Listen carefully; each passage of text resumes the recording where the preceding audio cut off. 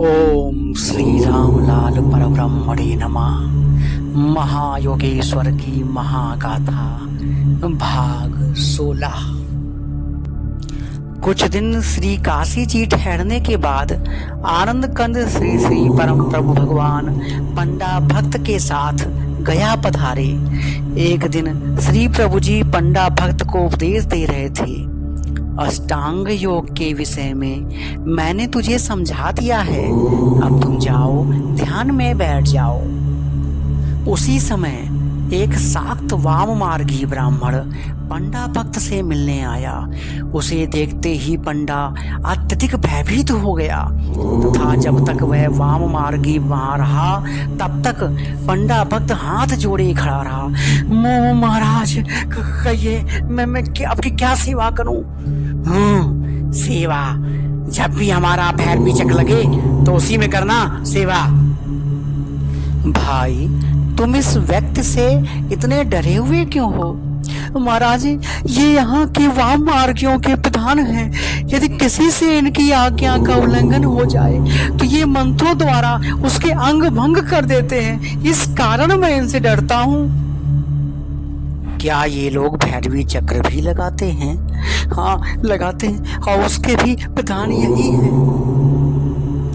अब भैरवी चक्र किस दिन है और कहाँ पर लगेगा, इस बात का पता यदि हमें बताओ तो हम उनका गर्व भंग कर देंगे।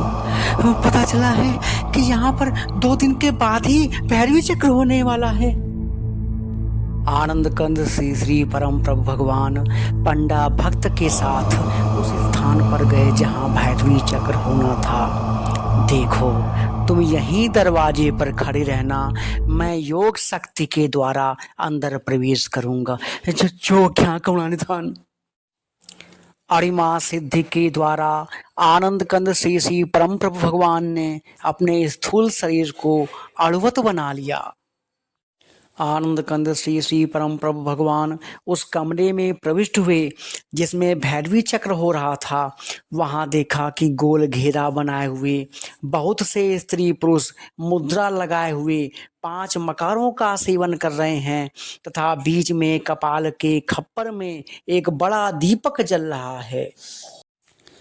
कमरे के अंदर पहुंचकर श्री आनंद कंद श्री श्री परम प्रभु भगवान ने अपने शरीर को सूक्ष्म से स्थूल बना लिया तथा खप्पर सहित दीपक को उठाने के लिए अपनी योग शक्ति का प्रयोग किया।